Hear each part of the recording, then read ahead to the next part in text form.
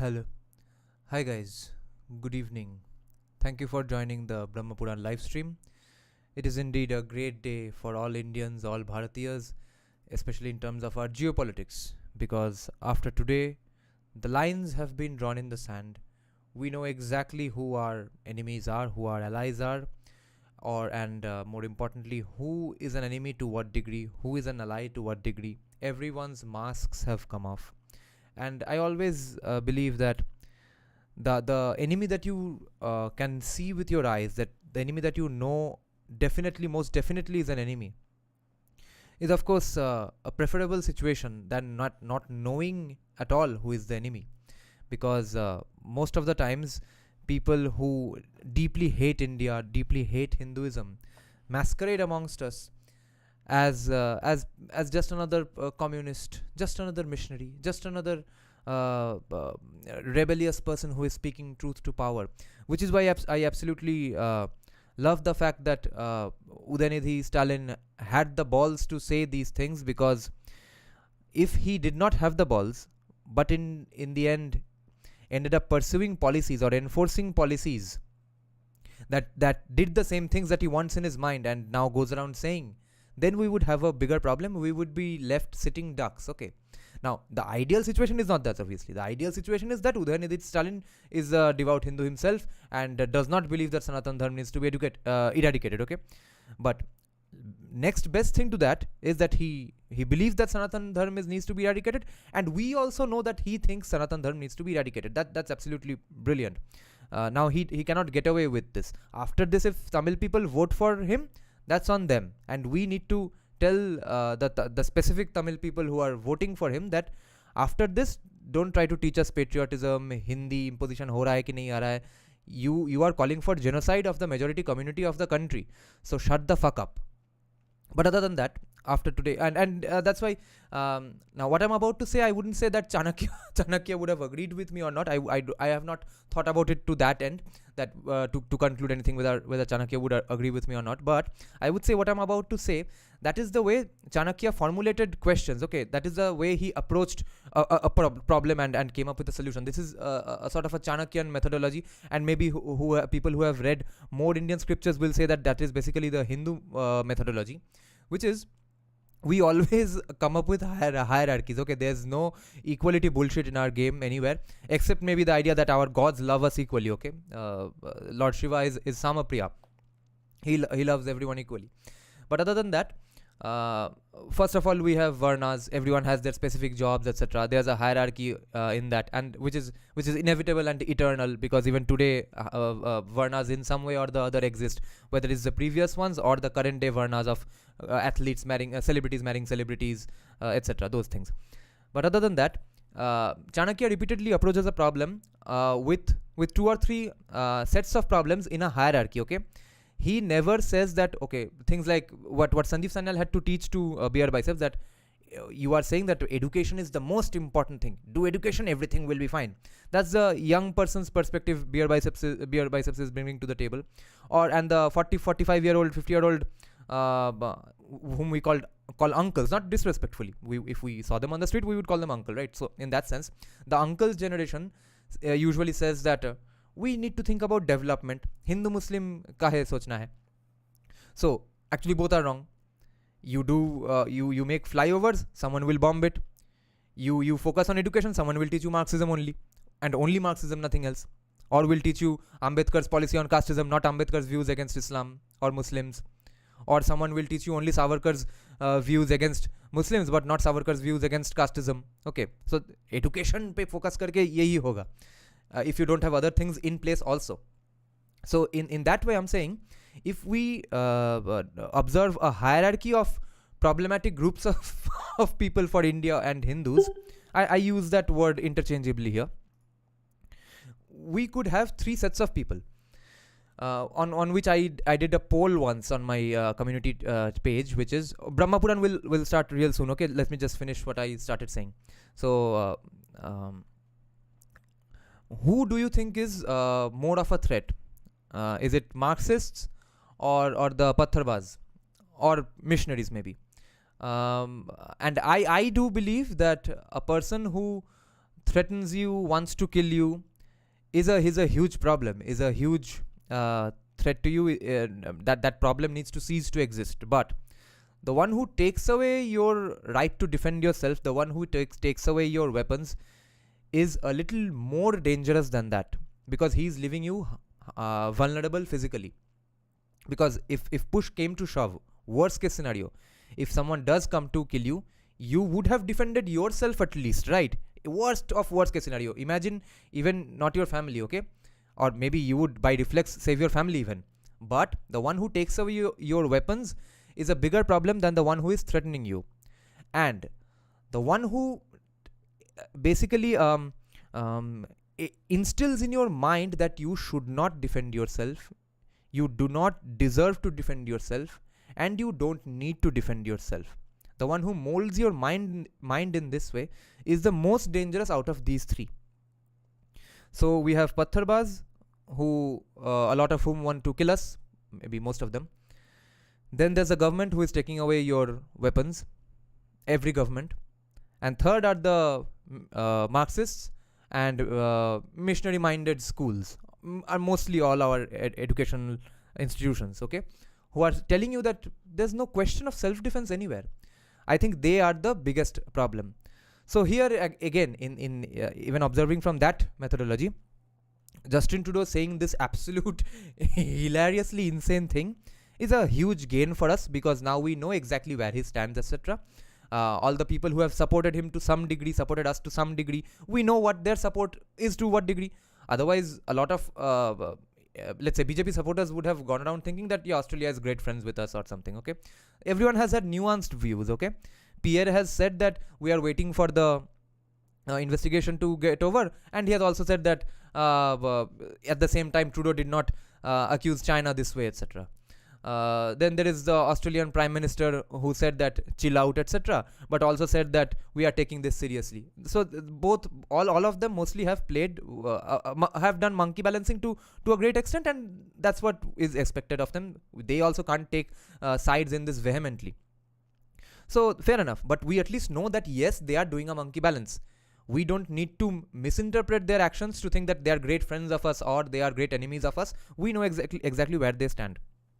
And as for when I first heard the news, I was in a flute recording for an upcoming arrangement of mine, and I'm fully engrossed in music. Okay, mantrmugdh hona bolte hai jisko.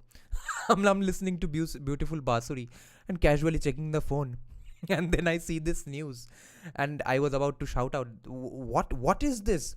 How can someone say this? How can a nation nation head of a first world country say things like this publicly?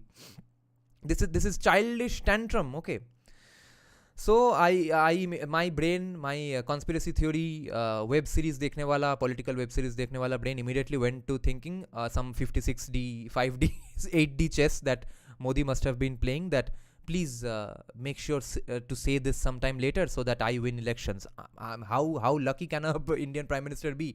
The thing that so-called Indian fascist nationalist jingoists were claiming, that got confirmed by a person who is claiming to be opposed to Modi here.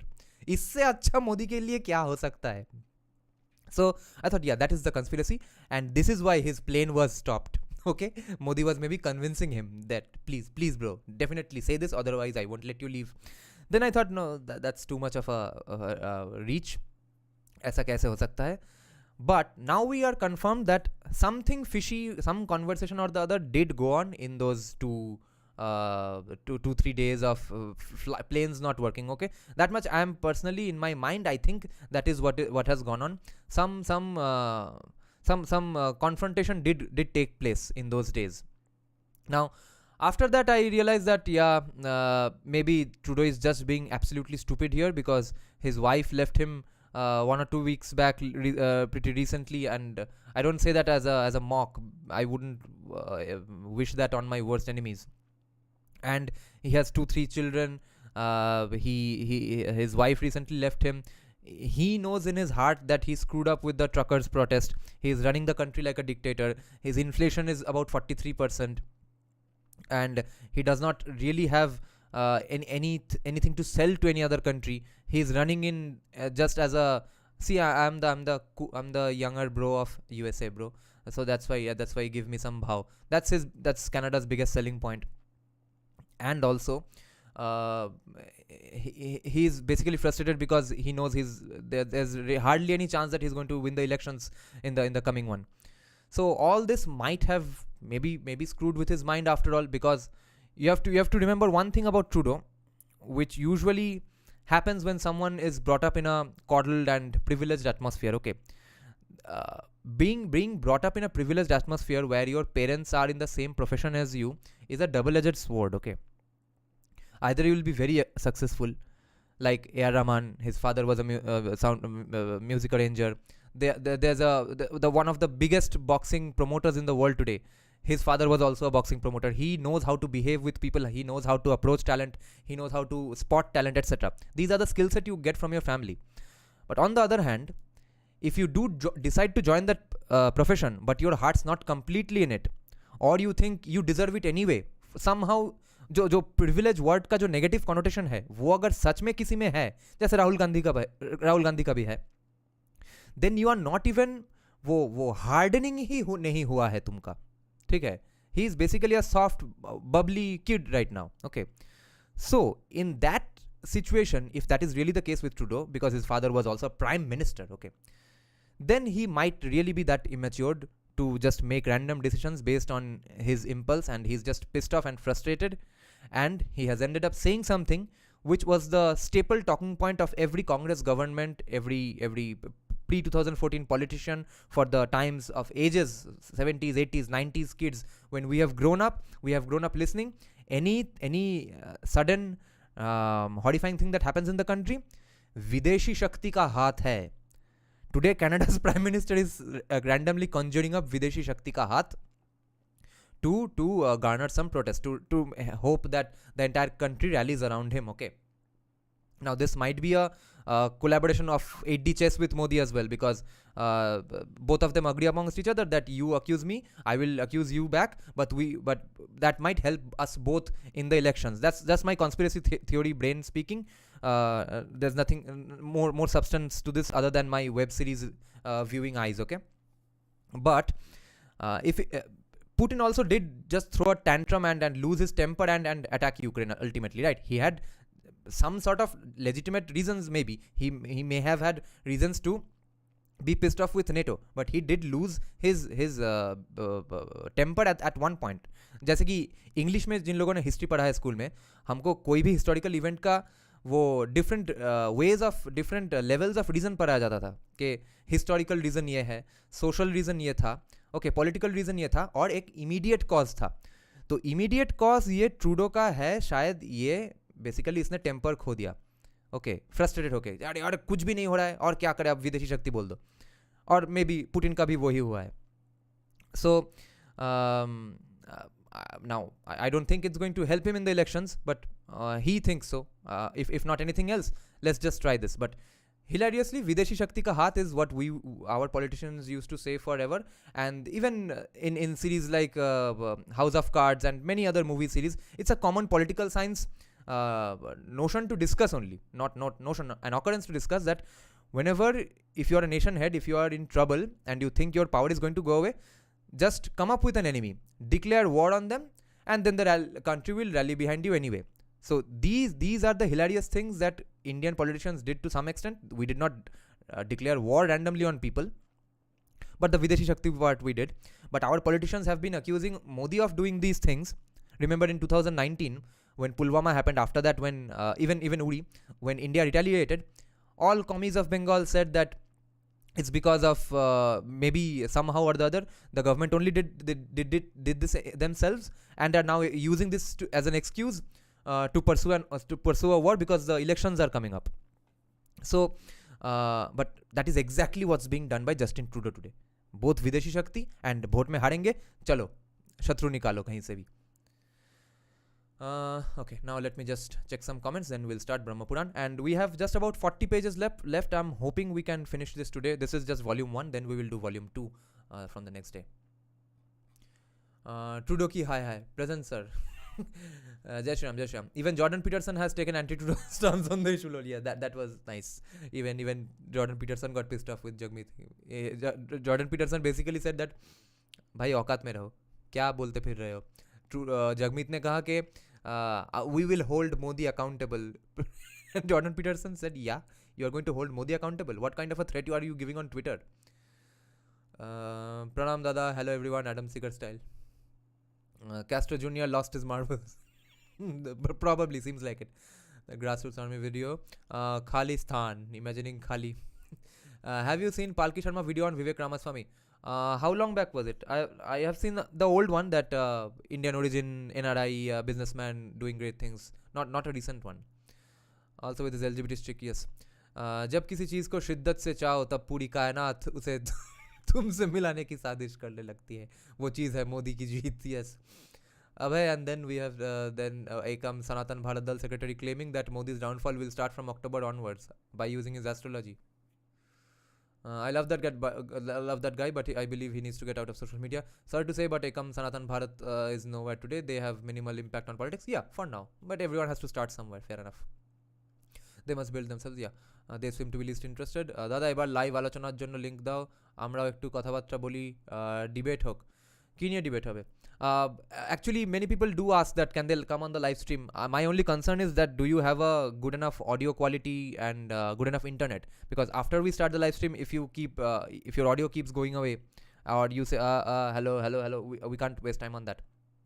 Just like how that female Bengali journalist's footage always happens on Advaita Kala's podcast. What's her name? Something Ghosh. Okay, now let's start Brahma Purana. Love from Siliguri. No today video of PS video. Okay, and let me change the chat to live chat, not top chat. We all do debate on Sanatan Samiksha, etc. I see. I am sad to see we Khalistani are not safe anywhere in the globe. The only place can assure us any security is North Korea. Pallavi Ghosh, yes. Palki Sharma news I saw last night. Dada. Okay, what did she say about Vivek now? So today's topic in Brahma Purana is destination of the virtuous. Okay, अच्छे लोग कहाँ जाते हैं? So the sages said in front of Rishi Vyasa in the Naimisharanya. The sages said, "You have spoken about Yama's path, which is terrible and extremely miserable. Alas, O excellent one, you have also spoken about the terrible Narakas and Yama's gates. O Brahmana, please tell us, is there any means whereby men can travel along the Yama's extremely terrible path and reach Yama's abode in happiness?" Vyasa replied, "Men who are full of dharma, those who are devoted to non-violence, those who serve their preceptors, and those who worship gods and brahmanas, along with their wives and sons, proceed from the human world to that place along a path I will tell you about. They travel to Dharmaraja's city on many kinds of divine vimanas that are adorned with diamonds and gold, served by large numbers of apsaras. Those who devotedly donate many kinds of objects to brahmanas happily travel along that great path. Those who give well-cleaned food to brahmanas, in particular those who give to learned brahmanas with supreme devotion, proceed to Dharmaraja's city on ornamented vimanas, and excellent young women make efforts to serve them. Those who speak truth and are pure inside and outside, they are said to be like immortals and go to Yama's abode on vimanas. In the name of Vishnu, those who give cattle and other sacred donations to virtuous people who are pure and earn a living with difficulty know about dharma. Those prosperous ones go to Dharmaraja's city on vimanas that have divine complexions and are adorned with wonderful jewels. They are served by large numbers of apsaras. Those who give a pair of sandals, an umbrella, a couch, a seat, garments, or ornaments proceed to ornaments. They proceed to Dharmaraja's city on chariots drawn by ornamented elephants. Divine silver and gold umbrellas are held above their heads. Those who are pure in their hearts and worship and devotedly give molasses, drinks, and food to foremost brahmanas travel to Yama's abode on many kinds of golden vehicles. As they wish, they are repeatedly served by excellent women, those who carefully give Brahmanas pure and well cleaned milk, ghee, curds, molasses, and honey, go to Yama's abode on golden Vimanas yoked to Chakravakas. They are served by Gandharvas who play musical instruments. Men who give fruits and fragrant flowers travel to Dharma's city on Vimanas yoked to swans. So swans are pulling those Vimanas.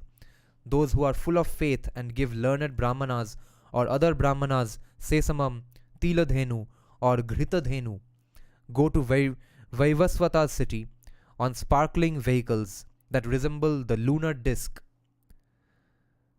Beautiful Gandharvas sing to them.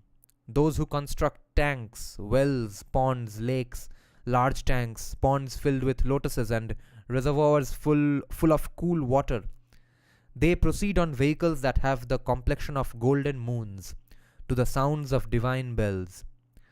Those immensely radiant ones are fanned with fans made out of palm leaves. Those who possess wonderful, auspicious, and agreeable temples with sparkling jewels for families of gods go to Dharmaraja's city, full of many kinds of people, on Vimanas that have the speed of the wind. They are accompanied by guardians of the worlds. Those who donate water, which sustains life for all creatures, happily proceed, devoid of thirst, on Vimanas that are exceedingly fast. Those who give wooden footwear, vehicles, stools, and seats to Brahmanas travel happily along the path. Those who donate golden and excellent footstools, studded with gems, leave on Vimanas ornamented with many apsaras.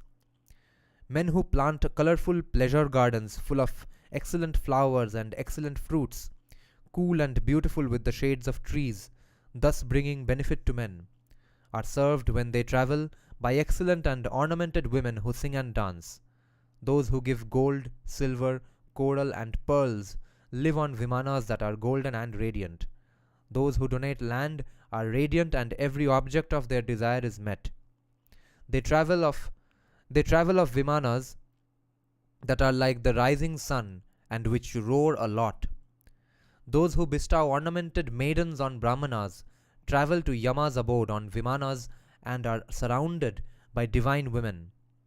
O excellent Brahmanas, those who are full of great devotion and give Brahmanas fragrances, aloe, ALOE, camphor, flowers, and incenses, are ornamented and travel to Dharma's city on colorful vehicles. They are extremely radiant and decorated well, attired in fragrant and excellent garments. Those who donate lamps travel on vehicles that illuminate the 10 directions. Those vehicles are as radiant as the fire and resemble the sun. Men who donate houses travel to Dharmaraja's residence in houses that are ornamented with gold and resemble the rising sun. Those who give vessels for water, pitchers, and pots for washing the head are worshipped by apsaras and travel on proud and large elephants. We have translated kakaraka as a pot for washing the head. Those who give Brahmanas oil for the feet, oil for the head, water for bathing, and water for drinking travel to Yama's abode on horses. Those who offer rest to suffering and exhausted Brahmana travelers go happily on vehicles yoked to Chakravakas.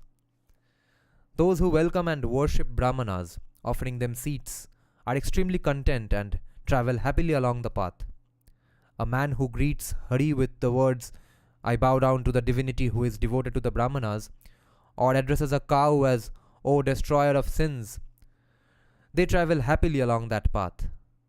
A person who is devoid of insolence and falsehood and eats only after others have, travels along the path on a vehicle yoked to cranes. A person who eats only once a day and is devoid of deceit and insolence happily travels to Yama's abode on a Vimana yoked to swans. A person who conquers his senses and eats only once in 4 days goes to Dharma's city on a vehicle yoked to peacocks. A person who is controlled in his vows and eats only on every 3rd day travels to the destination on vehicles and divine chariots drawn by elephants. If a pure person conquers his senses and eats only once in every 6 days, He travels to Dharmaraja's city on a chariot drawn by elephants, as if he is Shachi's consort himself. He is adorned with many beautiful jewels, and there are many kinds of sounds that pronounce his victory. A person who fasts for a fortnight travels to Dharmaraja's city on a vehicle yoked to tigers, served by gods and asuras. A person who controls his senses and fasts for a month travels to Yama's abode on a vehicle that is as radiant as the sun. A person who is single minded and firm in his vows is served by noble Gandharvas and travels on a vehicle that is as radiant as the sun. A person who purifies his body by being completely fixed on Vishnu in his Atman goes to heaven astride a chariot that has the complexion of the fire. Devoted to Narayana, if a person enters the fire, he travels to Yama's abode on a Vimana that resembles the fire. If a mortal man fasts and, remembering Vishnu, gives up his life, he goes to Dharma's city on a vehicle that is like the fire. If a man enters the water and gives up his life, he happily travels on a vehicle that is like the lunar disk. Devoted to Vishnu, if a man offers his body to vultures, he travels to Yama's abode on an excellent and golden chariot. If a man dies while preventing the seizure of women or cattle, or if he dies in a battle, he travels on a vehicle that is as radiant as the sun, served by immortal maidens. If a person devoted to Vishnu conquers his senses and travels to Tirthas, he is ornamented and happily travels along that terrible path on vehicles. O best among Brahmanas, if a person performs sacrifices and gives away copious quantities of dakshina, he happily travels on a Vimana that resembles molten gold. If a person is forgiving towards all creatures, if he grants beings freedom from fear, if he is free from anger and confusion, if he is not arrogant, and if he controls his senses, he travels on an extremely radiant Vimana that resembles the full moon. When he travels to Vaivasvata's city, he is served by gods and Gandharvas. If a person is full of purity and single-mindedly worships Vishnu, Brahmana, Trayambaka, or Ravi, he reaches instantly. If a man is full of truth, purity, and compassion, and does not eat flesh, he travels happily to Dharmaraja's city. Among all the food that can be eaten, there is nothing sweeter than meat. Therefore, meat must not be eaten. Happiness does not result from sweet things. Let me underline this. What a great line. Happiness does not result from sweet things. In ancient times, Brahma, supreme among those who know about the Brahman, said, quote, "A person who donates 1,000 cows and a person who does not eat meat are equal." Can you believe this? Let me underline this. A person who donates 1,000 cows and a person who does not eat meat are equal. O Brahmanas, therefore the benefits of not eating flesh are the same as the merits for visiting all the tirthas. Okay, this is fun for me because I have not eaten meat since January 2015. So this is fun. The benefits of not eating flesh are the same as the merits for visiting all the tirthas and the fruits from all the sacrifices. In this way, those who are devoted to Dharma and are devoted to the vow of donating happily travel on vehicles to Yama's world, to the place where the god, who is Ravi's son, resides. So, who is being talked about here? Ravi's son resides. Yama's world is Yama himself Ravi's son. On seeing those who are devoted to Dharma, the divinity honors them himself. He lovingly welcomes them and gives them a seat, Padya and Arghya. Quote, "O great-souled ones, you are blessed. You have caused great benefit to your own selves.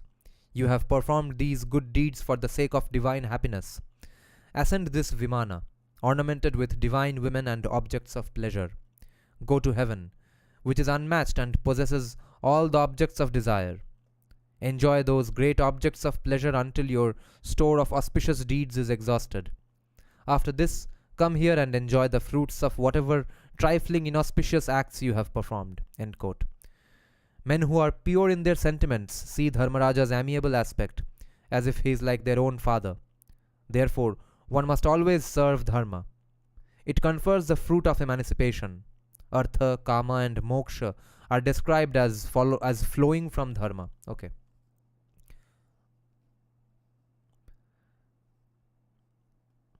Dharma is the father, the mother, and the brother. Dharma is the lord and well-wisher. Dharma is the master, friend, protector, creator, and nourisher. Artha flows from Dharma. Okay, so Chanakya disagrees with this. Here we have disagreements and no uniform consensus on things. Okay, Brahma Purana is saying Artha flows from Dharma, and Chanakya is saying Sukhasya Moolam Dharma, Dharmasya Moolam Artha. So Dharma flows from Artha. Chanakya is saying the exact opposite. Kama flows from Artha. Objects of pleasure and happiness flow from Kama. Single-minded attention to Dharma leads to prosperity. A supreme destination in heaven results from Dharma. Someone in my comment section, a frequent viewer, I think Odin or someone else, Saptarshi Adhikari or Odin, these are the people who know Indian scriptures a lot more than me, was saying in my commented in my video of live reacting to Swami Vigyananand's interview with Abhijit Chabra. He said that he really identifies with, relates to whatever that Swami was saying, and he said that he goes around telling people that if you want to read Hindu scriptures, start with Artha Shastra, which actually makes sense because Artha Shastra has never claimed to be deviating from Vedas. So why not? Since it incorporates so many real life practical economic policies, legal policies, governance policies, at the same time keeping mind in Dharma. Single-minded attention to Dharma leads to prosperity. A supreme destination in heaven results from Dharma. O Brahmanas, the serving of Dharma saves from great fear. There is no doubt that the state of being the state of being a god and the state of being a Brahmana result from Dharma. O supreme Brahmanas, when the sins men formerly accumulated are exhausted, the mind turns to Dharma.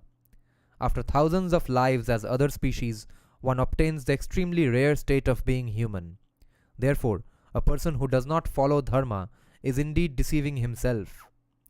Know that the despised, the poor, the disfigured, the deceased, and those who are the servants of others are devoid of Dharma. Which is to say, they have not practiced Dharma in their former lives. Okay, this is tough.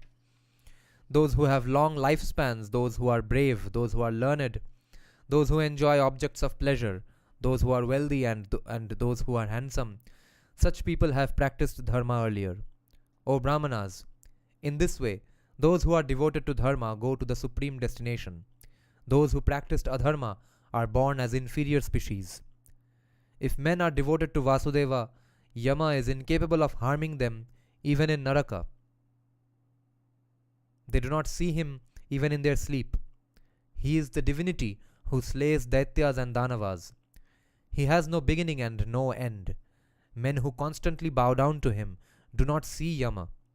If people seek refuge in him in their thoughts, words, and deeds, Yama is incapable of depriving them the fruit of emancipation. O Brahmanas, Narayana is the protector of the universe.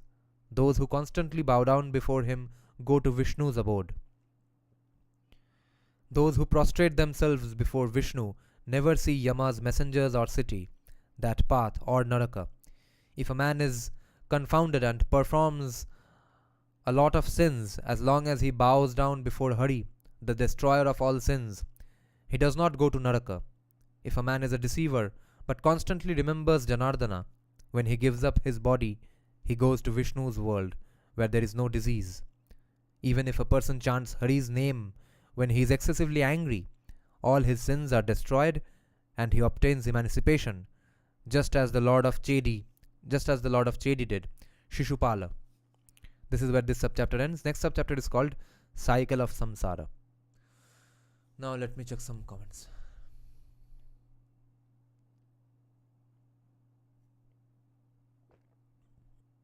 Yama is Dharmaraja. Dada, do you mark your books with highlighter or pencil? Just pen.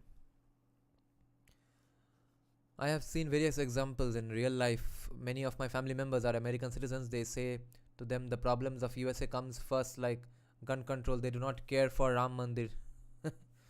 Many NRI Hindus also put their westernness above their own faith. That's why NRI Hindus are examples from real life, and social media have made me think they are closer to a mlecha than a dharmic Hindu.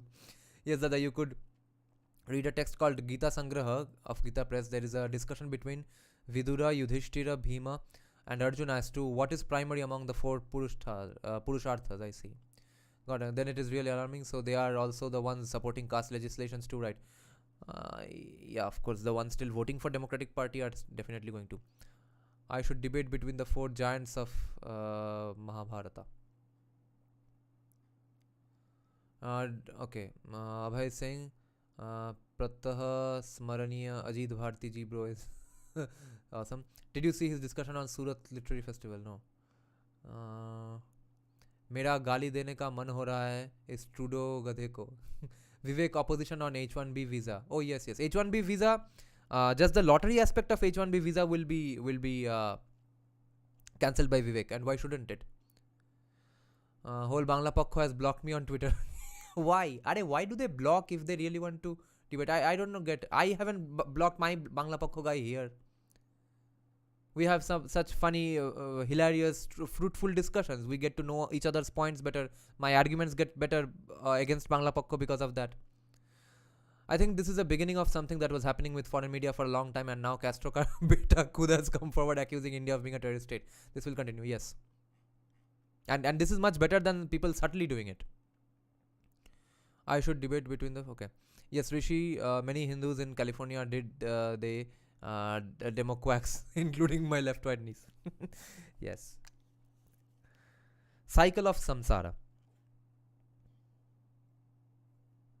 Now, for many a live stream, for the past quite a few live streams of Brahma Purana, we were discussing situations where Rishi Vyasa was narrating these things. But people who have started following my Brahma Purana live stream even from the earlier days, in the beginning, it was basically Rishi Lomaharshana narrating what Rishi Vyasa was narrating to other sages. Okay, now in this sub-chapter, we are going back to Rishi Lomaharshana, his narrations. And yes, and Bibek Debroy did point out in one place of this book that since these are basically interpolations and collections of texts, many people have written continuations of Brahma Purana, and maybe there were different manuscripts. So this is the translation of the critical edition of the Brahma Puran, sitting in the Bhandarkar Oriental Research Institute. So some things might have gotten mixed up because many times we have noticed that something was being said by Rishi Vyasa, and in the next paragraph it said Rishi Lomaharshana said this. So that is what's happening here as well. Now it's being said that Lomaharshana continued, but up until now we knew that it was Rishi Vyasa saying these things. Dada, how many likes are you seeing? Likes, I can't... Oh, I can see 6 likes. I have stopped talking to my family members in USA. Screw them. I say they get shit on by leftists in California. Still they lick the boots of Democrats. Truly pathetic. नहीं, अरे family है. देखो, तुम्हारे fold के अंदर के जो लोग धर्मनिंदा करेंगे और फोल्ड के बाहर के जो लोग धर्मनिंदा करेंगे, उनको एक ही तरह से ट्रीट तो नहीं कर सकते हैं. वो तुमको थोड़ा बहुत अच्छा अल्टीमेटली चलो बच्चे हैं छोड़ देते हैं वैसा ट्रीटमेंट ही देना होगा, because they might change their mind someday, or maybe seeing you being the bigger person, that might be a reference point, that might be an aspirational model for them, that wow, we were being such assholes to this guy for so many years, but he never stopped talking to us. He was always nice to us even though we disagreed with him. I'm just giving a proposition. Your situation might be impossible, so without knowing whether it's impossible or not, I'm just randomly suggesting this, that this might also be an option, that wow, he was so nice, then let's check out what are his ideologies, because This kind of happened to me when I first started training Brazilian Jiu-Jitsu. Earlier, when I first became vegan in 2015, I used to post all day, right? Because that's when I've recently found out all the animal cruelty that happens in all animal meat industries, etc., etc., dairy industries. I used to share footages of animal torture all day long, trying to convince everyone of going vegan at the right now. चलो मुझे समझ में आया है कि veganism अच्छा है, अभी चलो अब सब कोई vegan बनो, नहीं तो तुम सब चूतिए हो. That's the thought I started. That's the वो zeal of the new convert I had. Most vegans have in India. But hilariously, when I started training Brazilian Jiu-Jitsu in 2021, that was when I had basically stopped talking about veganism anymore on my Facebook wall, because everyone was getting pissed off, pointless debates for hours and hours, saying the same things, countering the same bullshit about American propaganda, RSS का दल्ला, food chain का मामला है, okay, hunters भी खाते हैं, हम तो meet खाने के लिए ही पैदा हुए हैं. All those same talking points I could not debate for 7 years, 6 years. So I stopped posting anything about veganism and animal rights. So then when I joined Brazilian Jiu-Jitsu, I had exceptional upper body strength in comparison to all the trained guys also over there, which was because I had a pull-up bar in my house. Okay, so when you are doing pull-ups, your entire this portion is getting strengthened, right? So if I hold someone in a grip, it's almost impossible for you to get rid of that grip, okay? Because all my strength of holding that grip is coming from my lateral muscles, जिसको lats कहते हैं, जो कि pull-ups करने से आता है. And other than that, I used to always do push-ups at my home also. So they saw some of my old veganism posts which I had reshared, etc. I had countered some people talking on video. Some Bengali commies were making fun of veganism, etc. Just those 1 or 2 posts in 2-3 months, that sort of a thing. So many people, including my Brazilian Jiu-Jitsu trainer himself, asked me, Nirajan, aren't you vegan? What do you eat? So you see, my strength became the aspirational goal, and they got curious on their own that how is this guy getting so much strength? What the fuck is he eating? And especially since he claims to be vegan, let's check out his diet. So they asked me what do I eat, instead of me telling them that, see, you can be vegan and be fit at the same time. Please eat this. I didn't have to do that anymore. One should not ever sever friendships and personal relationships over ideological disagreements unless the other side is doing so. Yeah, that's the line usually I take. But sometimes it's really toxic. It is sometimes toxic. So, but just try that you don't take the first blow. You don't take the first step to end the relationship. I'm talking in terms of general principle. Yeah. So Lo Maharshana continued. After hearing about the path to Yama and the miseries of Naraka, the excellent sages again asked Vyasa about their doubts. Okay, so it's not a wrong interpolation here. So this is clear only. This is Lo Maharshana saying that Vyasa is continuing talking to the sages. The sages asked, O illustrious one, O one who knows about every kind of dharma, O one who is accomplished in all the sacred texts, who is the aid to a mortal person? When the residence that is the body is given up, the father, the mother, sons, preceptors meaning ancestors, kin, matrimonial alliances, and the large number of friends are people who are like a piece of wood or a clod of earth. When they return to this world, who follows him? Vyasa replied, O Brahmanas, a person is born alone and he dies alone. He has to traverse the impassable path alone. He has to face the hardships alone. The father, the mother, brothers, sons, preceptors, kin, matrimonial allies, and the large number of friends are no aids. Guys, this is what I've been saying. This is why Hindu unity will never happen. Hinduism is inherently a very individualism focused concept, okay? Not only is it always about you, your connection to God, your conversations with God, your puja part, your lineage, etc. Now it's directly saying that tum akele ho bhai, no one's coming to save you. There's no community-based call for action, no community-based call to kill the non-believer. No, there's no even call for any community-based thing to help you out. You are on your own. Get your shit together. That is what's being said here. I like these things. The father, the mother, brothers, sons, preceptors, kin, matrimonial allies, and the large number of friends are no aids. this is वो tough love बोलते हैं जिसको ये tough love दिया जा रहा है हमको.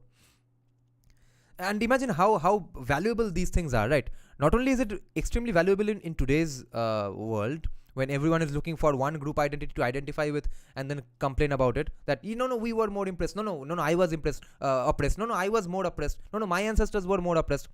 ये सब जब चल रहा है, सोशलिज्म आ रहा है या फिर नहीं जा रहा है, तो जहाँ पे कि इंडिविजुअलिज्म का कोई जगह नहीं बचा है, था भी नहीं कुछ लास्ट बहुत से सालों से.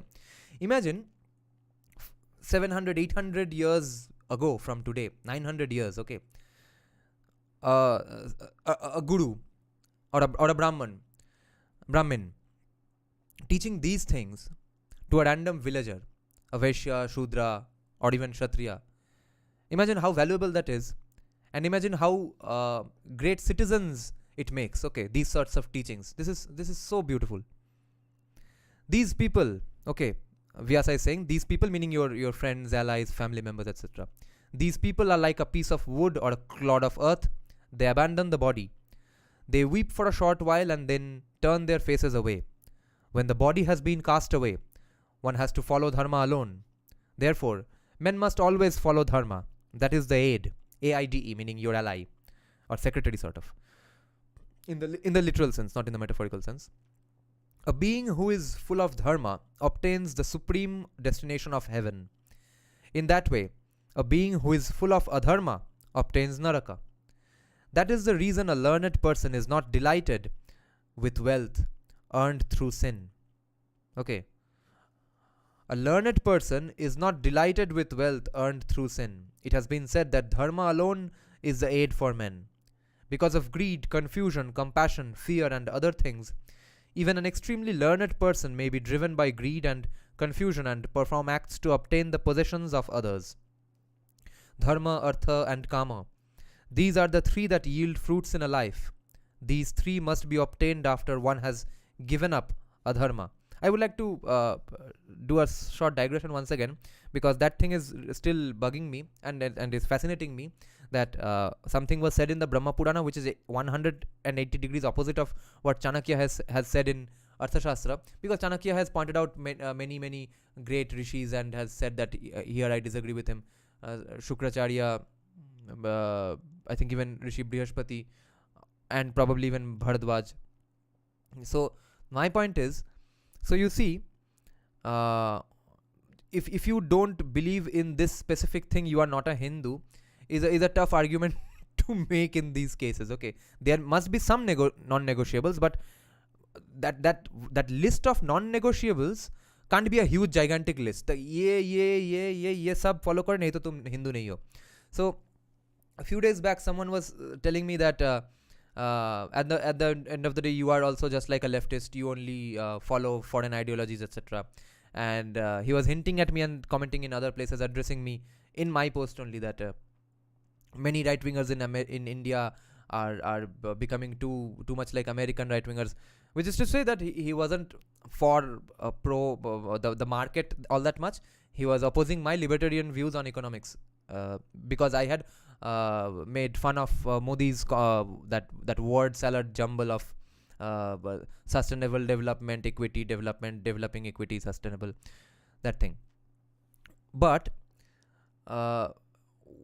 of course today there are huge numbers of devout Hindus who would say that Artha comes out of Dharma, right? So what would they then say to Chanakya? Okay, I agree that I am nobody to debate on these things. I just have read Arthashastra and I have read Brahma Purana. I'm not claiming to be the expert on these things. I'm listening to the experts. Okay. Now, Swami Vivekananda is an expert. He is saying something on caste. Puri Shankaracharya is an expert. He is saying something on casteism. Brahma Purana is being written by an expert. Chanakya is an expert. 4 people are having disagreements among themselves.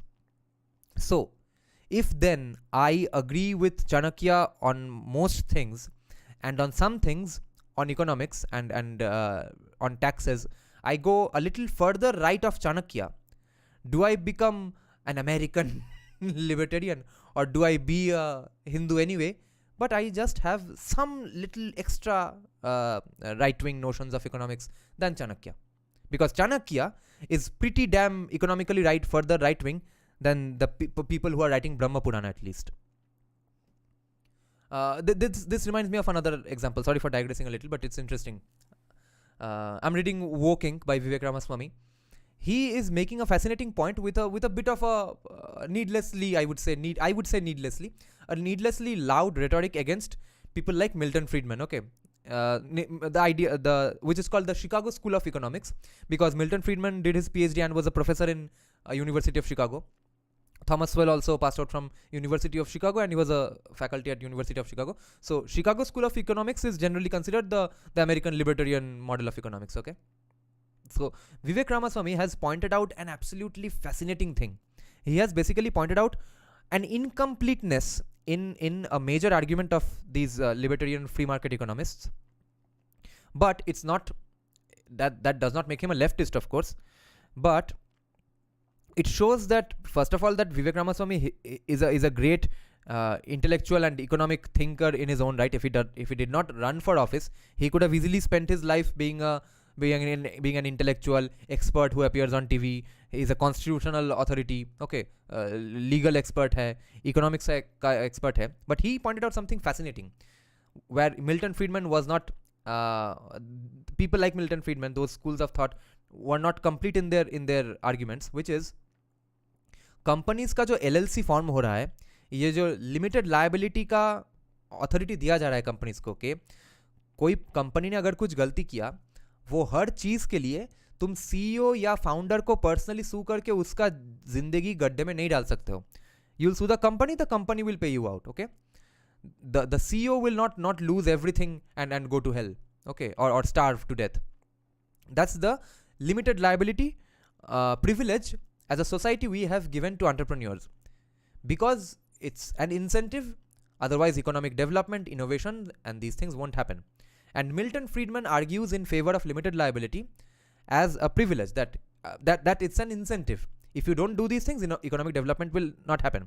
And this started in the mid 1800s in USA. Before that, in the 1600s and 1700s, what Europe used to do, mainly England used to do, is what BJP supporters who are agreeing with Modi when he's saying that development of sustainability, equability, development of a developing development, those people are basically arguing for, including Modi, are arguing for whatever happened in the 1600s and 1700s in England and Europe, which is that the government themselves handpick some people and give them a sanctioned monopoly, that you guys do this particular thing, take care of it, and that's also an incentive. I'm giving you this incentive and I'm giving you this monopoly so that you do a great job at it. Okay, but where Vivek Ramaswamy is now pointing out the incompleteness of it, it's not that it's absolutely wrong to give them this privilege, but he's making an extremely profound point that is not a common knowledge, that it's not just an incentive, it's also a check on their powers of the capitalist. Okay, now this should make socialists and communists and anti-capitalist right-wingers of India basically water at their mouths. Okay, that capitalist को control में रखेंगे, क्या है idea, बताओ. So the idea Vivek Ramaswamy is saying is that they are being given limited liability, or 1600s 1700s में they were being given monopolies to do one specific thing and nothing other than that. Okay, in the case of 1600s 1700s, let's say a group of entrepreneurs would be given the monopoly to build a bridge. If you use the money and build a road instead, you are fucked. You will be put in jail. तुमको bridge बनाने के लिए power दिया है, सिर्फ bridge बनाओ, घर में जाओ. Limited liability has been given to corporate companies, entrepreneurs, CEOs, just to maximize shareholder profit, nothing else. They don't owe any other responsibility towards the society. This needs to be remembered, is not just an incentive, it's not just a pro-libertarian, pro-free market defense of capitalism, it is also a check on their powers, because with great responsibilities come great powers. ये तो given है. You can't disagree with this basically. But you have to remember that GDP factors in almost everything that Modi was saying needs to be looked upon instead of GDP. Those things are factored into GDP. Other than that, social responsibility, building parks, opening a school, okay. Why can't you work at a company and build those things yourself? Why can't you pool money? Why does the company need to do it? The company should not do it. First of all, it will gain extra power over you. Secondly, it will charge that money somewhere from the consumer of whatever product that the company is selling anyway. But the power here is more important, which is where USA has screwed up big time. Wokeism is coming to USA, holding the hands of capitalism, right? That has come because they have forgotten that ये LLC limited liability इनको दिया गया था as an incentive to come up with great innovations, but also to only maximize shareholder profit, nothing more than that. But they have conveniently in cahoots with academics, they have conjured this term called stakeholder capitalism. Stakeholder capitalism का कोई clear definition नहीं है. Anyone in society is a goddamn stakeholder. Incidentally, the shareholders are also then stakeholders. But stakeholders are not direct stakeholders. They are just theoretical stakeholders. Okay, this company exists in your neighborhood, you become a stakeholder automatically in that company apparently. That's the definition of stakeholders according to socialists and commie academics. But they are saying that since we have given you this privilege of LLC, limited liability, since you are not directly liable, therefore you have some responsibility towards the society. I am saying, or people like Milton Friedman and even Vivek Ramaswamy are first and foremost saying that अरे भाई वो जो shareholder profit maximize करेगा वही तो उसका responsibility towards the society है. वो shareholder society में नहीं है कि Mars पे है. But secondly, where Vivek Ramaswamy is pointing out that Milton Friedman wasn't complete, wasn't enough. His argument wasn't enough. That is just an incentive. It was also a check on his powers that only maximize shareholder profit. Don't try other bullshit. That's where capitalism has gone wrong in USA. That's where we can keep capitalism in check and not come up with development of developing development. Okay, let me check some comments and then we'll continue. After Vedic, what we are forgetting that Puranas focus on major devtas who are upasya and not upasya. I read that in 1700s many gurukuls had basically only few things as core syllabus. Puranas, 2 great epics, mathematics for Banyas, Shudras primarily, and weapons or farming equipment usage. I see. Please see the Beautiful Tree discusses these in great detail. Beautiful Trees by Dharampal, right, or S.L. Bhairappa. Veda speaks of yagyas which have many devtas who are upasya rather than upaya rather than upasya. Danu, I see. Shwini Kumara. Yes, Yaska in his Nirukta defines Purana as Veda Upa Brahmana, meaning explaining the Vedartha. I see. What all interesting comments have come. Brahmins study directly other higher texts and had much more content to digest than average Gurukul student. Yes, I say all Hindus must learn from the greatest Hindu of last 1000 years, the great Chhatrapati Shivaji Maharaj. The Puranas were literally core syllabus of the Gurukuls for non-Brahmins. People don't realize how important Puranas were to us. Yes. When all individual astikas practice their dharma diligently, automatically you get Hindavi Swarajya prototype. Yeah. Rishi is right. When idiots have no care for the Hindu dharma or the Hindu civilization, like Rishi said, it's too toxic to so screw them. Dr. Anand Ranganathan is correct. We have to have justice for our civilization. Yes, we do. Okay. So now getting back to Brahma Puran. Because of greed, confusion, compassion, fear and other things, even an extremely learned person may be driven by greed and confusion and perform acts to obtain the possessions of others. Dharma, Artha and Kama. These are the 3 that yield fruits in a life. These 3 must be obtained after one has given up a dharma. The sages said, O illustrious one, we have heard the extremely beneficial words you have spoken about dharma. Our minds now wish to know about the accumulation that is the body. When a man's body dies, he passes into a subtle and unmanifest form. This is a form that cannot be discerned with the eyes.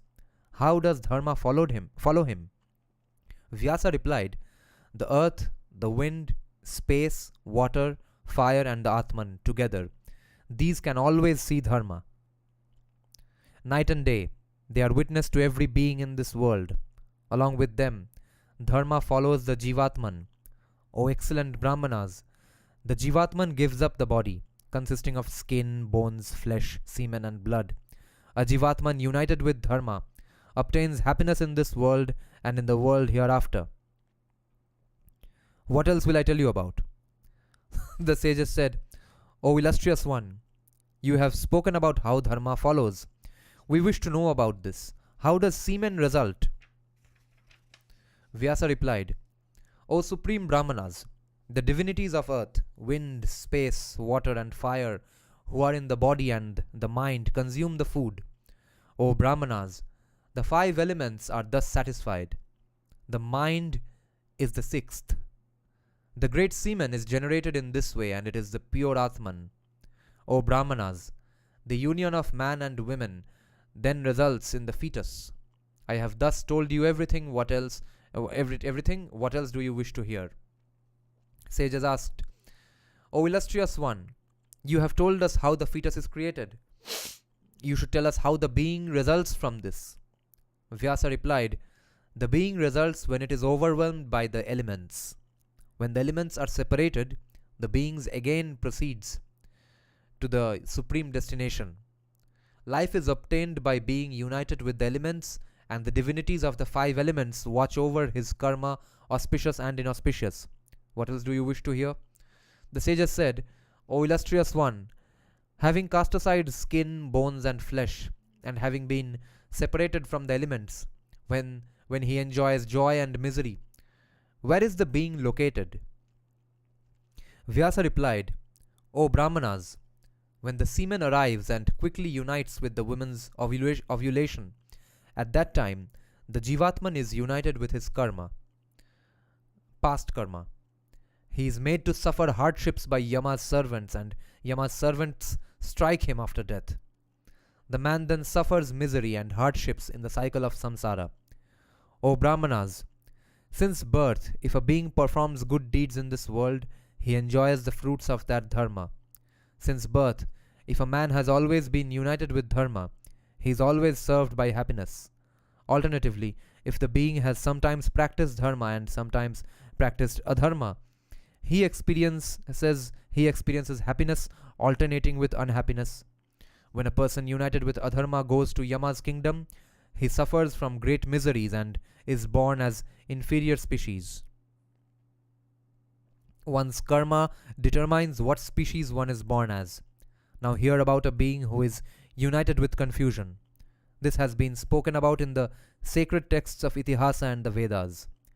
After Yama's terrible kingdom, he comes to the world of the mortals. O Brahmanas, in this world there are sacred spots that are like those of the gods. That apart, there are places the inferior species go to. O Brahmanas, Yama's residence has qualities that are like those of Brahma's world. Restrained by the bonds of karma, beings also experience miseries. Depending on sentiments and karma, a man attains dreadful ends. If a Brahmana has studied the four Vedas, but is so deluded that he receives donations from a fallen person, he is born as an ass, a donkey.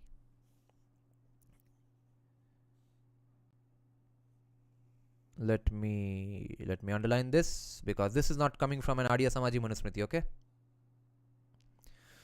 If a Brahmana has studied the four Vedas but is so deluded that he receives donations from a fallen person, he is born as an ass. O Brahmanas, he lives as an ass for 15 years. Having died as an ass, he is born as a bull and lives for 7 years. Having died as a bull, he is born as a Brahma Rakshasa, a Brahmana who is born as a Rakshasa. After having been a Brahma Rakshasa for 3 months, he is born as a Brahmana. A person who performs a sacrifice for a fallen person, okay, meaning a bad person, an evil person. A person who performs a sacrifice, who does a yajna for a fallen person, is born as a worm, creamy. O Brahmanas, he lives in that form for 15 years.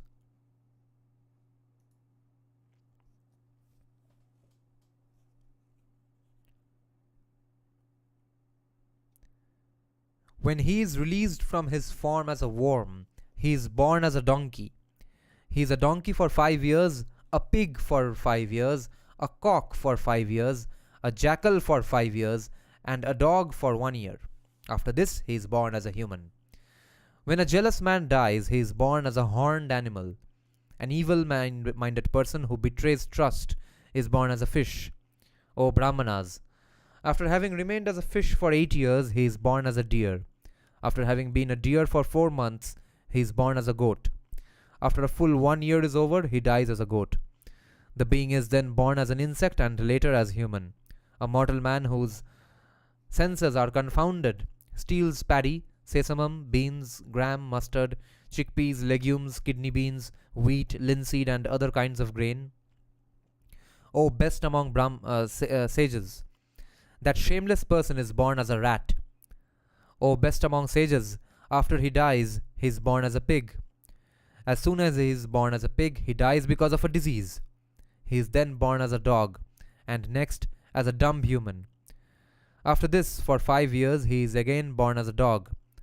A man who has intercourse with another person's wife is born as a wolf, a dog, a jackal, a vulture, a snake, a heron, and a crane. O Brahmanas, if a confounded and evil souled person seduces his brother's wife, he becomes a male cuckoo for 1 year. If a person is overwhelmed by desire and seduces his friend's wife, his preceptor's wife, or the king's wife, when he dies, he is born as a pig. Now, one thing to note here, not that it needs, but if at all it does, if we are looking for atheist justifications for these things, the atheist reason for Brahma Puran reading, so to speak. See, Hinduism is all about moral relativism, there's no right and wrong. That's not the case. Here, you see, what we consider wrong today was considered wrong even during Brahma Purana. Now, you may not have to believe that you would come back as a goat, but observe at least with decolonized eyes that it is being recommended against. It is being said as a threat to people that if you do this particular bad thing, this thing will happen.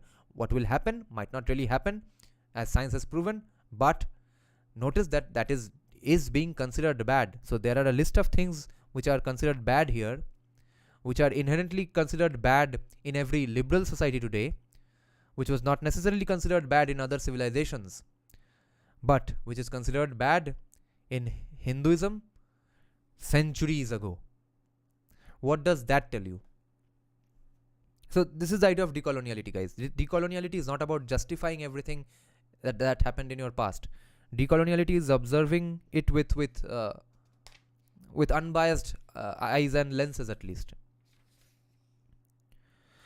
He's a pig for 5 years, a crane for 10 years, an ant for 3 months, and an insect for a month.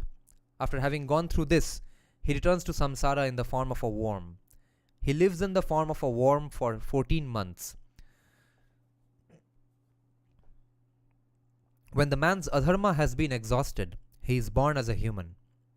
If a person has promised his daughter to someone but wishes to bestow her on someone else instead, or if an intelligent disciple perpetrates a sin against his instructor, there is no doubt that he has 3 births in samsara. Samsara mein birth hoga to suffering to hoga. So, all these things that are considered bad here are considered bad even today. O Brahmanas, these are a dog, a predatory creature, and an ass. After the sins are exhausted, once he dies, he is born as a Brahmana. If a disciple performs a wicked act towards his preceptor's wife, ancestor's wife, okay, or an elder's wife, even if done mentally, even if you think about it, his mind is full of adharma, and he has performed a fierce act in samsara. Therefore, he is born as a dog and lives in that form for 3 years. When he dies in that form, he is born as a worm. Having become a worm, he lives in that state for 1 year. When he dies, he is born as a Brahmana. A disciple is like a son, acting willfully. If a preceptor kills a disciple without any reason, he is born as a fierce creature. O Brahmanas, if a son shows disrespect towards his father or mother, when he dies, he is first born as a donkey. Having become a donkey, He lives in that form for 10 years. Now tell me, what has atheist, progressive, liberal, enlightened USA done? Aren't they against all these things which are being considered bad here? They are considered freedoms or even good things in the West, where there's liberalism and progress. Okay, what does that tell you? They are atheists, they are scientific minded, they don't believe that you will come back as a goat in the next lifetime. But in your journey to debunk the scientific versus non-scientific aspects of these teachings, you forgot what you were supposed to and not supposed to do in society. ये कैसा dichotomy है? That's the issue with atheism, basically. Imagine this sentence, that if a son shows disrespect towards his father or mother, okay, it's a common occurrence in California, okay, in every liberal household. This will not be accepted in a conservative household, even in USA. But liberals who are pro science, etc., who know that you are not going to come back as a goat in the next lifetime, they are allowing this that, or maybe do it themselves, that they will be disrespectful towards their father or mother. Maybe they have decided that their father or mother is toxic, okay, or patriarchal. हो गया, नाम कुछ दे दो तब तो सब justified है. Having become a donkey, he lives in that form for 10 years. After this, that man is born as a crocodile for 1 year. If a son causes rage in his father or mother, or if a person does not pay attention to his preceptor's instructions when he dies, he is born as a donkey. He lives in the form of a donkey for 2 years. After this, for 7 months, that man is born as a cat. A man who abuses his father or mother is born as a sarika bird. Okay, everything that is being described here is being recommended against, is done by kids in California every day. The most progressive state in the world, most progressive province in the world. O Brahmanas, if he strikes his parents, he is born as a tortoise. Now this does happen in India as well. He remains a tortoise for 10 years and a porcupine for 3 years. He then becomes a snake for 6 months. After this, he is born as a human. If a person has accepted his subsistence from his master, the king, but acts so as to harm him, he is full of delusion. When he dies, he is born as a monkey. He is a monkey for 10 years, a rat for 7 years, and a dog for 6 months. After this, he is born as a human. If a man misappropriates something left with him in trust, once he has gone to Yama's dominion, he goes through 100 births in samsara. After this, he is born as a worm. O Brahmanas, he lives as a worm for 15 years. When his evil deeds have been exhausted, he is born as a human. O Brahmanas, if he is born as a worm for some other reason, he lives in that form for 15 years. O Supreme Brahmanas, when this adharma is exhausted, he is released and born as human. If a person does not perform the acts of the gods or the ancestors, if he does not offer oblations to the gods or the ancestors, when he dies, he is born as a crow. After 100 years as a crow, he is born as a cock. He is next born as a snake or snake for 1 month. After this, he becomes human. An elder brother is like a father. If a person does not show him respect when he dies, he is born as a heron. He lives as a heron for 10 years and then becomes a jivaka bird, jivaka. When he dies, he becomes a human. If a vrishala, while this means shudra, it also means outcast. If a vrishala has intercourse with a brahmana woman, he is born as a worm. When he dies in that form, he is born as a pig. O Brahmanas, as soon as he has been born as a pig, he dies because of a disease. O Brahmanas, because of his deeds, that foolish person is then born as a dog. He becomes a dog because of what he has done. After that, he is born as a human and has offspring. However, when he dies, he is born as a rat. O Brahmanas, when an ungrateful person dies, he goes to Yama's kingdom. In Yama's kingdom, he is bound and those cruel ones make him undergo hardships. They strike him with staffs, clubs, tridents, and extremely terrible rods that are on fire. He goes to the dreadful Asipatravana and to Shalmali, thickly covered with sand. O Brahmanas, Having reached Yama's kingdom, there are many other terrible sufferings he has to go through. When he returns to the wheel of samsara, he is born as a worm. O Brahmanas, for 15 years he remains as a worm. The man then enters a womb but dies in the womb. Dies in the womb, stillborn. After this, the being goes through many hundreds of conceptions. Having come to samsara many times, he is born as inferior species. In this way, he undergoes hardships for a large number of years. When he is born again, he is born as a tortoise. A person who steals curds, okay, dahi, is born as a crane that swims. An evil-minded person who steals unclean fish is born as a honeybee. A person who steals a fruit, a root, or a cake is born as an ant. Cake का उस वक्त का translation क्या हुआ होगा? Cake is some kind of sweet meat maybe. A person who steals, और may be वो बंगाली में मोआ बोलते हैं जिसको, वो शायद केक बोला जा रहा है यहाँ पे, राइस केक बोलते हैं जिसको इंग्लिश में. A person who steals winnowed corn faces the consequences of being born as a rat. A person who steals payasam, Bengali में पायश, payasam is born as a partridge. A person who steals a cake stuffed with sweetmeats is born as a thief. The text says kumbhaloka. While uluka is an owl, it is not obvious what kumbhaluka means. We have taken this as kumbhilaka or thief. Okay, so there's an ambiguity here. An evil-minded man who steals water is born as a crow. So even Bibek Debroy doesn't know what does kumbhilaka mean. That's how in-depth this language is. An evil-minded man who steals copper is born as a green parrot. A person who steals a silver vessel is born as a pigeon. A person who steals a golden vessel is born as a worm. A person who steals a silken garment is born as an osprey. I don't know what osprey is. Osprey. Google it, some kind of weird animal maybe. A man who steals a silkworm is born as a dancer. Dancer को criticism बोला गया है यहाँ पे. A man who steals silk is born as a parrot. When a man who steals a girdle dies, Girdle, he is born as a swan. When a man who steals cotton dies, he is born as a curlew, Curlew. O Brahmanas, a man who steals a woolen garment is born as a sheep.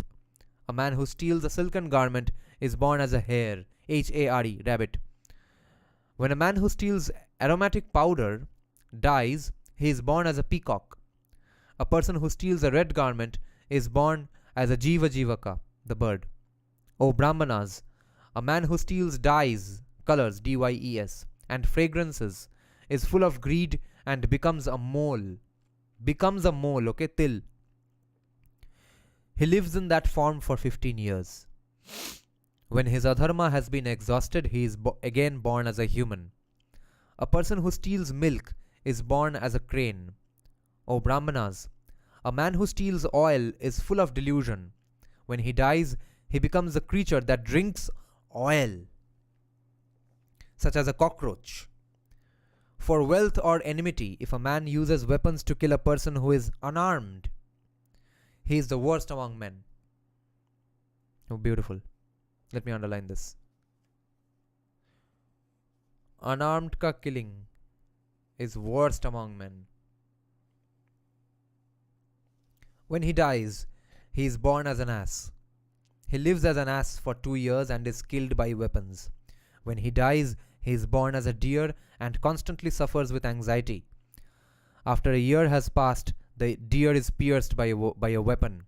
When the deer dies, he is born as fish that is captured in a net. Baapre, kya suffering hai. In the 4 months after this, he is born as a beast of prey. He lives as a beast of prey for 10 years and as a tiger for 5 years. So gradually uska suffering kam hote ja raha hai. When he dies in the course of time, his understanding is awakened. With his adharma exhausted, he is born as a human. Beautiful system. A person who steals a musical instrument is born as a jackal. So dancer is talked about as a criticism, but musician or musical instrument is looked highly, looked upon highly. Interesting. Let me underline this. तो musical instrument चोरी करोगे तो jackal बनोगे, और silk चोरी करोगे तो dancer बनोगे as a punishment. A man who steals food mixed with oil cakes is born as a fierce and tawny rat. O best among Brahmanas, this evil-souled one always bites men, that rat. An evil-minded person who steals ghee is born as a crow or a cormorant. I don't know what that is. Cormorant. A man who steals meat and fish is born as a crow. A person who steals salt is born as a cricket. When a man who appropriates something left with him in trust dies, he is born as a fish. He dies in the form of a fish and then becomes a human. However, though born as a human, he has a short lifespan. O Brahmanas, if a man performs wicked deeds, he is born as inferior species. Fair enough. He does not know anything about the nature of Dharma. Evil men who constantly neglect vows face joys and miseries but are diseased. There is no doubt that such wicked people are born as mlechas. Okay, so here wicked people are born as mlechas. So mlecha does not necessarily mean just an outsider here. Men who are evil in conduct are full of greed and delusion. Okay, yeah, see, such simple direct sentences. Men who are evil in conduct, they are full of greed and delusion. That's why they are evil in conduct, basically. Men who avoid wicked deeds since the time of their birth are free from disease, handsome and wealthy, like Vivek Ramaswamy. Women who perform wicked deeds are thought to become the wives of wicked people. I have generally told you everything about the sins of stealing, O bulls among Brahmanas. However, I have only given you a brief indication. O Brahmanas, in ancient times, the immensely fortunate Brahma was asked about this in an assembly of gods and rishis, and I heard that conversation. I have told you everything that was described then. I have told you everything that was described then. O best among sages, having heard this, make up your minds to follow Dharma. So make sure you start following Dharma. That's what is being said. Next subchapter is called Donation of Food, which we will do next day. This was a nice long live stream, and actually I don't have any more time today. Shorter live streams are even tighter and fun. Let me check some comments and then we'll go offline. Let me answer some comments. This was a beautiful chapter to read.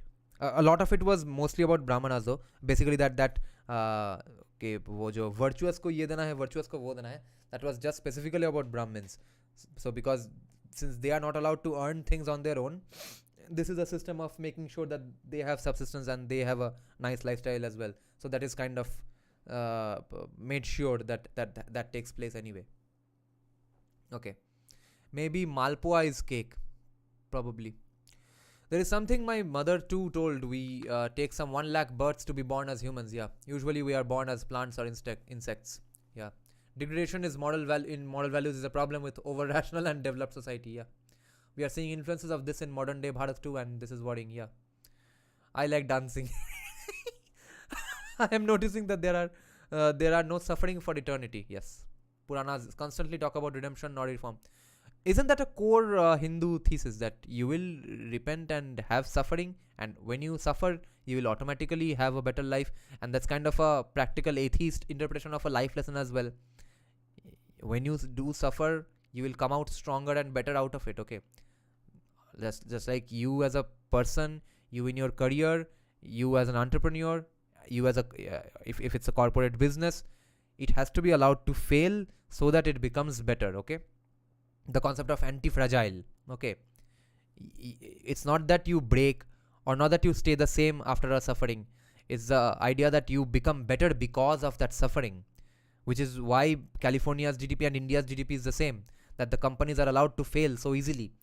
Okay, that could be interpreted that way. Talks about redemption and reform. Yeah, I think this mlecha definition is Islamic invasions, influenced by Islamic invasions. Puranas are correct in the sense that life itself is suffering. The fulfillment comes when you overcome the suffering by hard work and intellect. That is the core thesis, and I'm absolutely liking it. I don't have to follow, believe, or agree with the nitty-gritty details. It's the core underlying philosophy informing those specific recommendations and teachings which I'm interested in. Though I personally think humans are inherently evil. Fair enough. And if then more the reason for religion, Hinduism, or these texts, right? Now, the fact that humans are inherently evil, of course, that's why people, even religious societies, even societies inside the Hindu fold, or people in the Hindu fold, or devout Hindus have behaved badly and have caused suffering to others, right? So like वो प्रेगर you का Dennis प्रेगर बोलता है कि you want to defund the police, just follow 10 commandments, then everyone will do good to each other. Why do you need the police? Or Rajarshi Nandi says that, okay, you think you don't need religion, you are saying you are spiritual, not religious, or you are an atheist, then why have the IPC then? Okay, why do we have the Indian Penal Code? If you do have the penal code, if you do have the police, and if you then say you don't need 10 commandments or any religion or any social structure to check the actions of people, but you need IPC, etc., you need police, then you are saying that yes, then it's the same problem that you are reinventing the wheel just, okay? You are also admitting that yes, people are inherently evil and you need something to check them, okay? So you have come up with something called IPC, someone has come up with something called Dharma, someone has come up with something called 10 commandments. Now, what do we observe here though? Societies that have followed 10 commandments, which are supposedly of just being people nice to each other, have committed absolute horrible crimes. Police have committed absolute horrible crimes. IPC has been misused. Okay, dharmic people have been bad people. So how do we mitigate the problematic behavior? That's all. Okay, there will no society ever exist. There will no society will ever exist where there is zero crime. So my case never is that just do this particular, just be libertarian, just be dharmic, then there will be a society devoid of crime. If there was a society devoid of crime, then why would Arthashastra have 50,000 laws for so many different kinds of crime? Okay, इसको इतना molest करोगे तो ये charges है, इसको इतना rape करोगे तो ये चार्जेस है, इससे इतना पैसा लूटोगे तो इतने चार्जेस है, इससे ये चीज़ें लूटोगे तो ये चार्जेस. तो ये सब चार्जेस और लॉज है क्योंकि ये कोई ना कोई तो कर रहा था. तो कोई ना कोई कैसे कर रहा था? तब तो सब डिवाउट हिंदूज थे, तो क्राइम का है था. तो क्राइम रहेगा ही रहेगा. मिनिमाइज कैसे कर सकते हैं? And one thing we must always all remember as well is that all corrections in society are over corrections. Okay, so we are never in a fixed, solid, rigid equilibrium, right? We are always in the middle of a swinging pendulum, basically. Okay, the pendulum is swinging this way and that way repeatedly. Okay, time is cyclical, and a correction of something is being done all the time, and that will someday very soon be will end up being an over correction. तब उसका खुद से ही correction फिर से होगा भी. Okay, religious people ने, religious societies ने खराब काम किए हैं definitely. Okay, and some religions ने ज़्यादा खराब काम किए हैं, सम रिलीजन्स ने कम खराब काम किए हैं. बट ओवरऑल जब सोसाइटी पूरा का पूरा रिलीजियस था पूरे दुनिया में, सब ने बहुत मारपीट किया है without reasons. Okay, and after that concepts like atheism and all has come. Atheist societies have also now been proven worthless. Now we are seeing that religious people, more often than not, are maybe nicer people, have some discipline in their lives, or maybe it's just a law of average that in any movement, when it's just the core group of believers, that movement functions more efficiently. When that group becomes more in number, and people who don't identify with that idea or are just faking with that idea just to identify with that group, then that group has people who claim to believe in that idea but do things that are opposite of that idea anyway. Okay, so right now, maybe since the number of religious people are decreasing or have decreased to a large extent, that's why maybe we have only the nicer, more disciplined, efficient, high productivity people left in sort of religious backgrounds and religious families. Now atheism is full of corrupted people, and that's the swing of the pendulum that's happening. And it will again happen that the entire world will again be full of religious people. We will all be devout nationalists, devout religious people, and we will again do fucked up things based on our religion. But just because that will happen someday, 50 years, 100 years from now, doesn't mean we don't correct the the fuckery of socialists and atheists today. ये pendulum swing चलता रहेगा. अगले 100 साल 150 साल में pendulum swing करके कहाँ जाएगा ये हमारा कंसर्न नहीं है. हम जिंदा रहेंगे 2070-80 तक मैक्सिमम, 2091 में भी, और may be 2095, okay, at max. 2200 में क्या होगा वो सोच के हम आज के सोशलिस्ट और एथीस्ट को नाचने नहीं दे सकते. That's all I'm saying. Just remember we are in the middle of a swing. Huns and Scythians were also referred to as mlechas. Spiritual is such a bastardized word. It means to breath. Yeah, I hate the word spiritual. So you are spiritual, you can breathe just like all aerobic organisms. We need to make certain words be constants like the universal constant. Yes, they came later after the Ahura Mazda. Atheists are just anarchists who try to show themselves as believing in nothing but follow some Western idea of life and philosophy. Yes.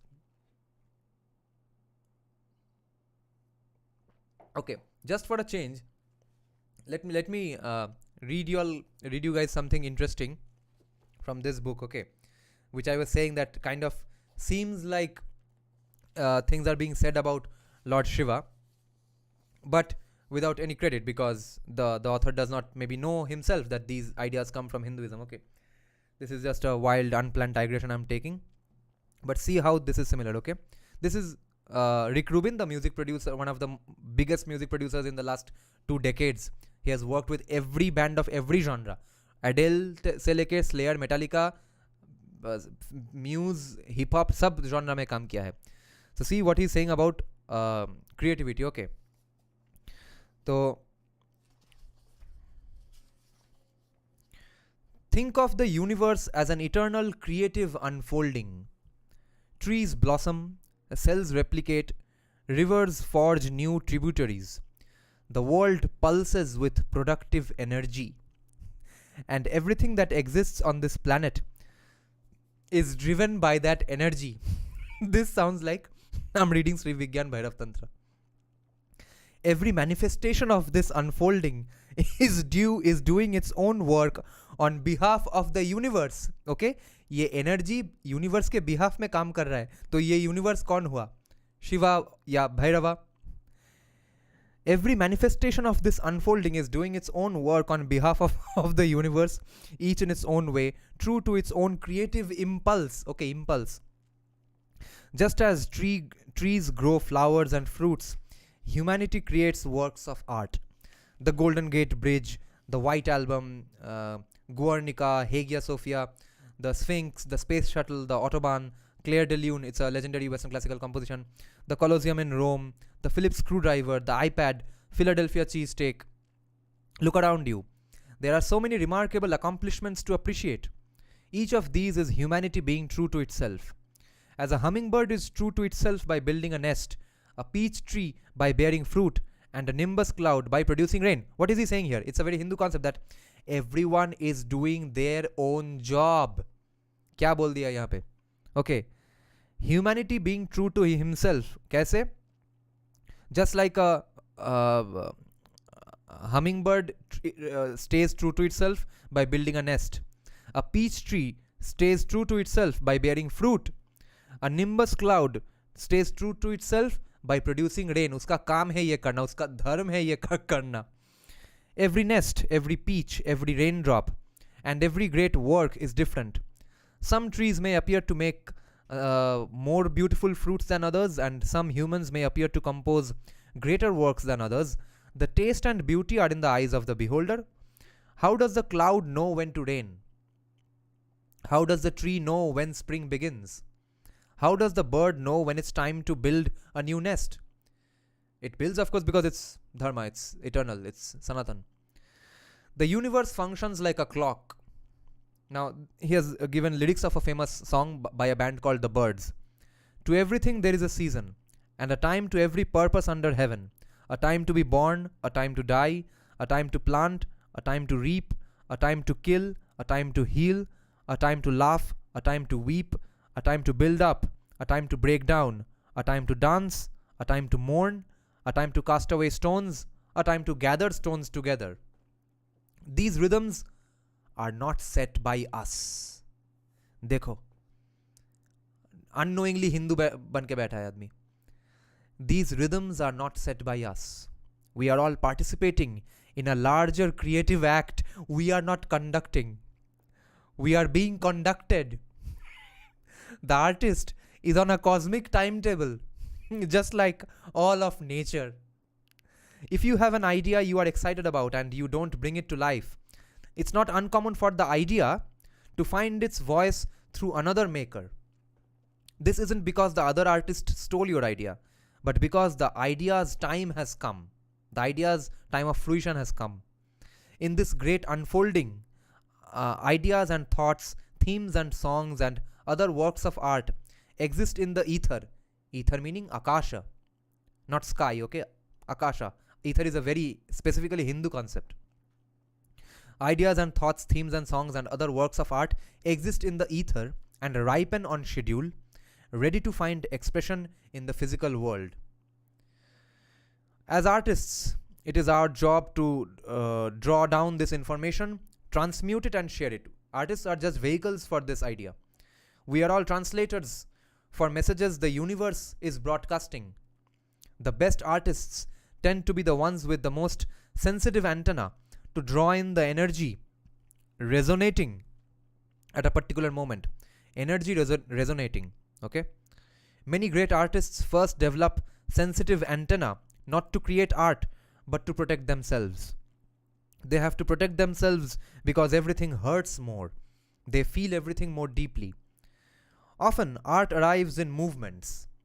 Bauhaus architecture, abstract expressionism, French New Wave cinema, beat poetry, punk rock, to name a few from recent history. These movements appear like a wave. Some artists are able to read the culture and position themselves to ride that swell. Others might see the wave and choose to swim against the current. We are all antenna for creative thought. Some transmissions come on strong, others are faint. If your antenna isn't sensitively tuned, you are likely to lose the data in the noise. Particularly since the signals coming through are often more subtle, okay? They are more subtle than the content we collect through sensory awareness. Now, Lord Shiva is Swaramai. He is in every note, okay? In every musical note, in every note of audio. And he is also Sukshmatanu, okay? His existence is subtle. Sukshma. Now, particularly since the signals coming through are often more subtle than the content we collect through sensory awareness, okay? So, sensory awareness से सिर्फ नहीं होगा, which means ये जो 5 इंद्रियज है इससे भी बाहर जाना पड़ेगा, which is to say मानस प्रत्यक्ष करना पड़ेगा, सिर्फ चक्षुषा प्रत्यक्ष से नहीं होगा. They are energetic more than tactile, okay? They are all in the form of an energy. Intuitively perceived more than consciously recorded, okay? Intuitively perceived. That's literally Manas Pratyaksha Praman or Anumana Praman. Yeah. Most of the time we are gathering data from the world through the 5 senses. With the information that's being transmitted on higher frequencies, we are channeling energetic material that can't be physically grasped. It defies logic in the same way that an electron can be in 2 places at once. This elusive energy is of great worth, though so few people are open enough to hold it. Now, we could easily argue, based on this particular paragraph, that people who, let's say, composed or jotted down the mantras or shuktas of Rig Veda were the greatest artists in a sense to ever live. How do we pick up on a signal that can neither be heard nor be defined? The answer is not to look for it, nor do we attempt to predict or analyze our way into it. Instead, we create an open space that allows it.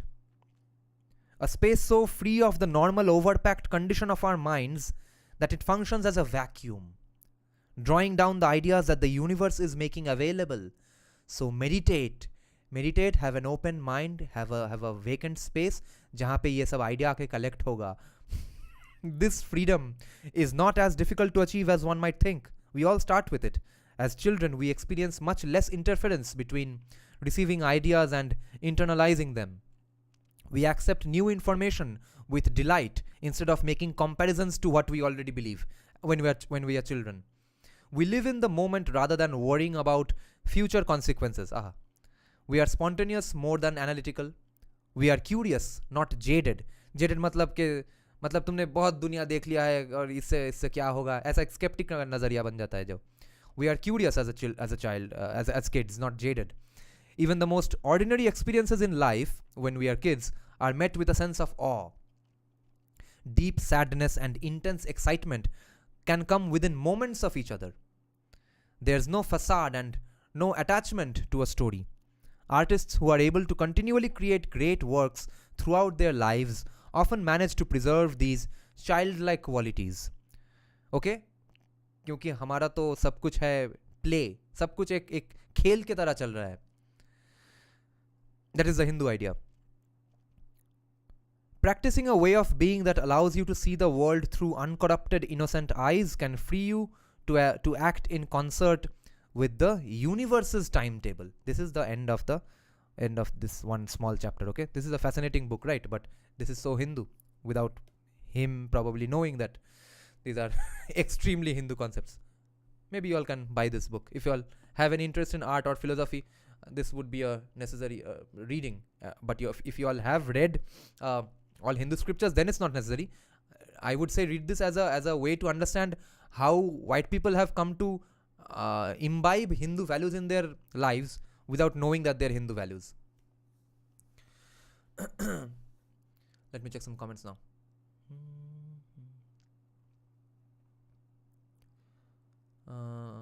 I disagree with atheism on a fundamental level, as all atheist scientists cannot explain the beginning. They say energy cannot be created nor destroyed, simply changed, yet they cannot explain the Big Bang. They would say that there is something called dark matter and dark energy, which is probably theoretically, or at least they have proven that it's causing everything, which we might call Brahma or Shiva. By the Big Bang, I mean the very beginning. Everything in all theories of physics they cannot explain. Universe is Brahman. But also Shiva, if it's in conjoinment with energy. That's the way it's written in Sri Vigyan Bhairav Tantra, at least. Even Hawking ultimately had to say after zero everything, that is the universe, came into existence. But when asked what came before the start, he said nothing and dodged the conversation, thus a coward. Don't be so harsh on him. Hindus at least are seekers, can rely. Can rely on their faith or say, I do not know. Most atheists behave like a know-it-all. I am atheist, I know everything. This is one of the reasons I despise atheists. But yes, that's because of a pendulum swing. There might have been one time that not everyone would have said that, I do not know. Someone might have ended up saying that, yes, I am a devout Hindu, therefore I know, and tum chup baitho. The goal, so of course, be proud of what we are having right now, but that's just a pendulum and it will swing someday. The goal is to develop an instinct for this, not something you directly perceive. Yes, that's exactly what he said. Bhaiya, I want to start Purana by Bibek Debroy ji, but I'm confused. Which one should I start between Bhagavad Purana, Vishnu Purana and Harivamsa? I say start the Shiv Purana. He has recently translated it, so I'm guessing it will be his best translation work so far. I'm reading a book called Blink by Malcolm Gladwell, where he argued instinct is a completely rational thing and has sensible deductions, but we do not utilize it to its true potential. Yeah, very Hindu ideas. Anumana Praman and Pratyaksha Praman again. Manas Pratyaksha Praman. And again, all these are connected with ultimately visualization. And any successful person, any athlete, especially musician, will tell you that everything comes out of visualization only. This is similar to Hindu mythology on many levels, yes. Purana is very easy to read in local languages. Not sure about Bibek Debroy's translation. Yeah, that is true. Trudeau's मंत्री still spewing nonsense. The moron mlechas all of them, especially the Agmeet. Oh, अच्छा अभी भी कुछ बोल रहा है क्या? Maybe you're right, but I trust Bibek Debroy ji more. At least these are वो critical edition है. Compilation of all the different versions they have found lying around and have made a sort of a main mother compilation. Okay then, that's the end of our live stream today, guys. Good night then. I will hopefully come live tomorrow as well. Good night.